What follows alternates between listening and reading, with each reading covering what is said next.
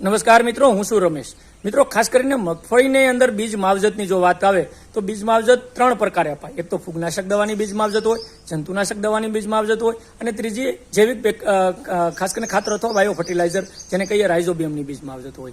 તો આ 3 બીજ માવજતમાં ઘણી વખત કન્ફ્યુઝન થતું હોય, પરંતુ મિત્રો તમારે જે રિક્વાયરમેન્ટ છે એ પ્રમાણે બીજ માવજત આપવી જોઈએ. જેને ફૂગના પ્રશ્નો વધારે છે, ઉગસુગનો રોગ, કાળી ફૂગનો રોગ, તળકીડીનો જે રોગનો પ્રશ્ન હોય, તો એના માટે મિત્રો બિયારણના દાણાને 1 કિલો મગફળીના દાણા હોય તો એના 12 થી 15 કલાક પહેલા કોરા દાણામાં કોઈ પણ પાણીની છાંટ માર્યા વગર ખાસ કરીને ફૂગનાશક દવાની અંદર જે સારું ટેકનિકલ કાર્બોક્સિન 37.5% પ્લસ થાયરમ 37.5%ના કોમ્બિનેશનવાળી દવા 2.5 ગ્રામ લેખે 1 કિલો દાણા દીઠ પટ આપવો જોઈએ. અને આ પટ આપવાથી ખૂબ સારા ફાયદો છે. જેને મુંડાના પ્રોબ્લેમ છે એને આના ઉપર ખાસ કરીને ઇમિડાક્લોપિડ 40% પ્લસ ફિપ્રોનિલ 40%ના કોમ્બિનેશનવાળી દવા આપવી જોઈએ. અને ત્રીજી રાઇઝોબિયમ 10 ml 1 કિલો દાણા દીઠ વાવેતરના 2-3 કલાક પહેલા પટ આપવો જોઈએ, કારણ કે એ પ્રવાહી સ્વરૂપ છે.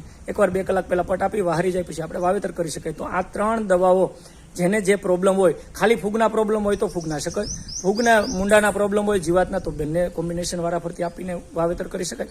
તો ખૂબ સારા ઓછા ખર્ચે ખૂબ સારું પરિણામ આપણે મિત્રો મેળવી શકશું. થેન્ક યુ, આભાર.